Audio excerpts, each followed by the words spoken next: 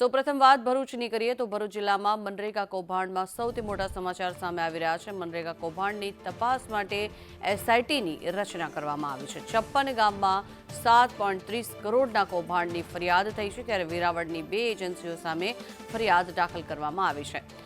જલારામ અને મુરલીધર એન્ટરપ્રાઇઝ સામે ફરિયાદ દાખલ કરવામાં આવી। કરાર આધારિત આઉટસોર્સ કર્મચારીઓ સામે પણ ફરિયાદ દાખલ કરાઈ છે। જોકે પોલીસ દ્વારા દસ્તાવેજી પુરાવા એકત્ર કરવા કવાયત હાથ ધરવામાં આવી રહી છે। ભરૂચના આમોદ, જંબુસર, હાંસોટ તાલુકામાં ઉચાપત સામે આવી છે। મનરેગા હેઠળ રોડ અને રસ્તાના કામમાં ગેરરીતિ આચરવામાં આવી અને ખોટા બિલ પાસ કરાવી ₹7.30 કરોડની ઠગાઈ કરાઈ છે।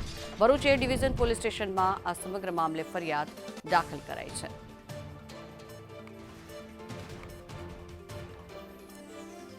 ભરૂચના આમોદ, જંબુસર અને હાંસોટ તાલુકામાં આ ઉચાપત થયેલી નજરે પડી રહી છે। આ ભરૂચના દ્રશ્યો કે જ્યાં રોડ રસ્તા બનાવવાના લઈને કરોડો રૂપિયાની ઉચાપત કરવામાં આવી છે। વધુ માહિતી મેળવીએ સંવાદદાતા વિરલ રાણા આપણી સાથે જોડાયા છે। વિરલ, જણાવશો જે રીતે આ સમગ્ર કૌભાંડ આચરવામાં આવ્યું છે, શું છે વિગત?